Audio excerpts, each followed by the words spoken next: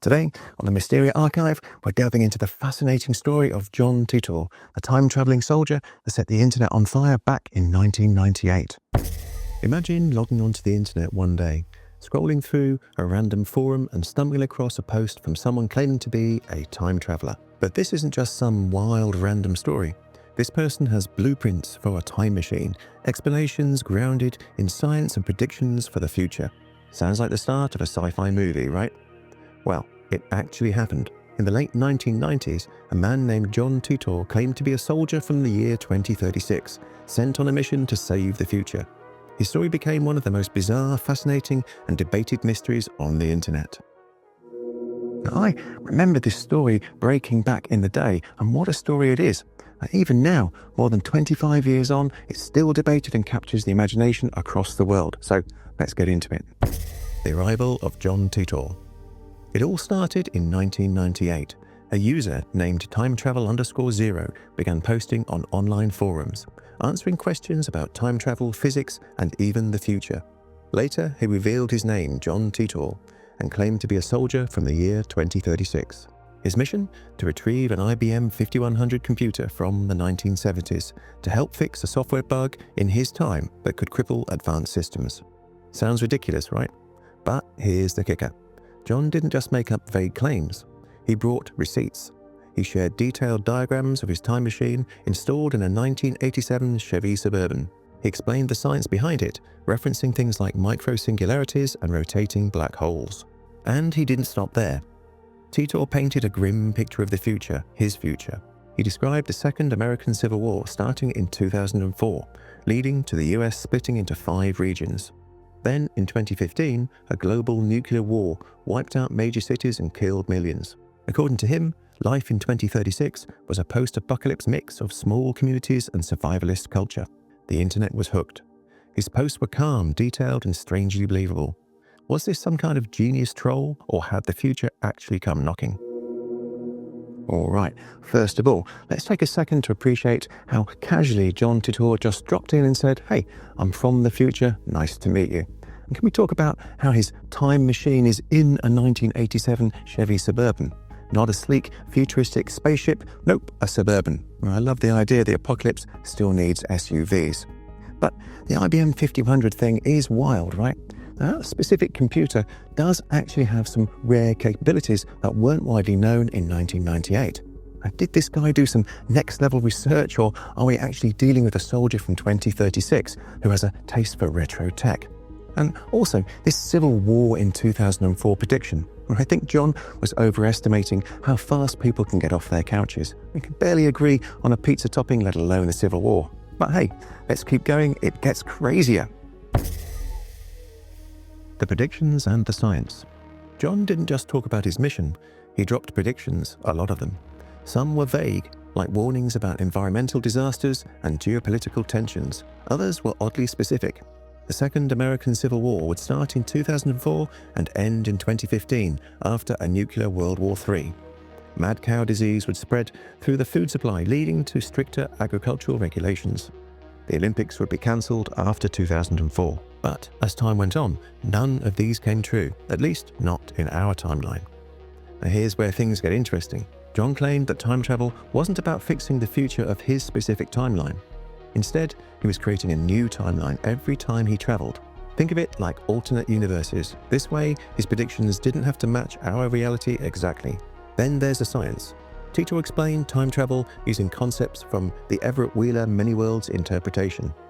He said his machine used rotating black holes, micro-singularities to bend space and time. Was it believable? To some, yes. He threw out enough technical jargon to make you pause. But to physicists, his explanations sounded like someone who skimmed a Wikipedia article on black holes and decided to run with it. Regardless, the mystery deepened. Okay, let's unpack this. Now, first off, the whole alternate timeline excuse is genius. It's like saying, yeah, I predicted a war in 2004, but not in your timeline. That's just next-level loophole making. And let's talk about the science. Rotating black holes, micro-singularities, sure, John. And I'm guessing you also invented the flux capacitor, right? Look, I'm no physicist, but even I can tell this is some grade A sci-fi nonsense. But you've got to admit, it's kind of fun to think about. And what if this guy knew just enough science to make us question things? Now let's be real, even if you don't believe John Titor, you kind of want to believe him, and that's the magic of it. The IBM 5100 and the mission. Let's go back to the IBM 5100. Why was this computer so important? John claimed it had unique capabilities to debug and translate old code, which was crucial to solving the Unix year 2038 problem in his timeline. Now here's the crazy part. The IBM 5100 does have those capabilities, but that wasn't common knowledge back in the year 2000. Only a handful of IBM engineers and tech enthusiasts knew about it. How did Titor know? Some theorists believe this is what makes his story so compelling. It's the one detail that skeptics can't easily dismiss. Did he stumble on insider info, or was he really sent from 2036 to snag a 1970s computer? And then there's his mission's twist. He said he wasn't supposed to interfere with our timeline, but if that's the case, why share predictions? Why interact with us at all? For someone on a secret mission, John wasn't exactly flying under the radar. Okay, this IBM 5100 thing is equivalent of someone claiming to be a wizard and then correctly guessing your PIN number. It's spooky. But let's not give John too much credit. And maybe he just did some serious homework, or maybe he had a buddy who was really into retro tech. And as for the not supposed to interfere rule, yeah, John, you're really nailing the whole low profile thing by starting a time travel Q&A on the internet. Next time, maybe skip the forums banning. But still, the IBM angle keeps me hooked. And let's be honest, if this guy was making it all up, he did some serious homework, and I respect the hustle. The dystopian future. Now let's talk about the future John described. His 2036 was a world recovering from devastation. The US had splintered into 5 regions after a bloody civil war. Cities were gone, replaced by small, self-reliant communities. Technology was limited, and people were focused on survival. But it wasn't all doom and gloom. Titor claimed that this new society was more connected in a human sense. People relied on each other and valued family and community over materialism. It's a grim but oddly hopeful vision, and it resonated with people. Post-Y2K, the internet was full of fears about technological collapse and societal breakdowns. John's story tapped into those anxieties and gave them a face. Okay, so John's future is basically a mix of Mad Max and your local farmer's market. Honestly, I kind of like the idea of a community-focused society, but can we skip the whole nuclear war part? And also props to John for giving us this oddly poetic vision of the future. It's bleak, sure, but it's got this weird back-to-basics vibe that makes you wonder if he was just trying to drop some social commentary disguised as time travel. Who knows, maybe John Titor was actually a hipster ahead of his time. The cultural context, timing is everything. Now, why did Titor's story strike a chord? Well, let's dig deeper. The turn of the millennium was a unique time, characterized by anxiety and uncertainty. Y2K paranoia loomed large, with people convinced that technology was about to implode. Add to that the shock of the 9/11 attacks, and it's no wonder that a story about a dystopian future resonated so widely. Titor's tale was perfectly timed. In a world filled with uncertainty, he became a beacon for those searching for meaning or answers. His narrative offered a structure that made sense of the chaos around them, a conspiracy theory that seemed to explain why things were going wrong. It's like the universe conspired to make John Titor a hit. With everyone feeling a little off in those years, who wouldn't want to believe in a time-travelling saviour? I mean, if I was living through Y2K and then saw the world change overnight after 9/11, I'd be pretty eager to hear about alternate timelines too. The technical jargon, real science or clever hoax. Titor didn't just spin a tale. He peppered his posts with technical jargon that intrigued enthusiasts and baffled skeptics. He talked about the mechanics of time travel, including the aforementioned many worlds interpretation, claiming that he was using a time machine based on this principle. He even went as far as explaining how his time machine worked, describing a static mass temporal displacement unit. Now, here's the kicker. Many of the concepts he used were based on actual physics theories.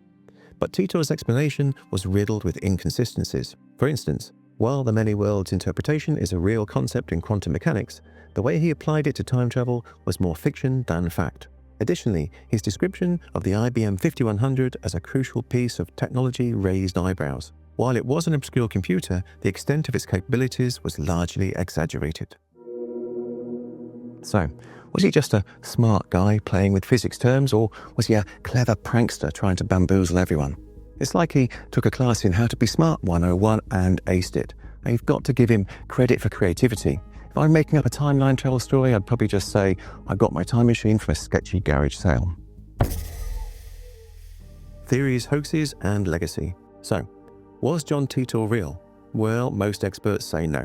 Skeptics have dissected his posts, pointing out inconsistencies and inaccuracies. Some believe the whole thing was a marketing stunt for a book or TV show that never happened. But the legend lives on. Websites dedicated to Titor still exist. His story has inspired countless debates, books, and even TV shows. And maybe that's the point. Whether he was a time traveler or just a clever storyteller, John Titor made us question everything we know about history, science, and the future. And isn't that what great stories are all about? So, was John Titor real? Well, probably not, but does it matter? This whole thing is like the internet's version of a campfire story. It's weird, creepy, and makes you think. And honestly, I love that this random guy who may or may not have had a IBM 5100 manual managed to fool so many people. And whether you believe it or not, the John Titor saga is just fun. And hey, if it's real, I want to ride in that Suburban. So, there you have it. The story of John Titor, the time-travelling soldier. Was he a hoaxer, a prophet, or something in between? We may never know, but one thing's for sure. He left a mark on internet history, and maybe, just maybe, he's out there somewhere laughing at all of us for still talking about him. I hope you enjoyed this one. It's one of the original time traveller stories of the internet age. Now, do you believe it? And let me know in the comments below. I'd love to hear your theories. And let me know what other kind of weird and wonderful mysteries you'd like to see covered. Remember, this is our channel for curious minds where we delve into the unknown, whether that's time travel, lost civilizations, aliens, of course, or the supernatural. We'll cover them all. Okay, until next time, stay curious.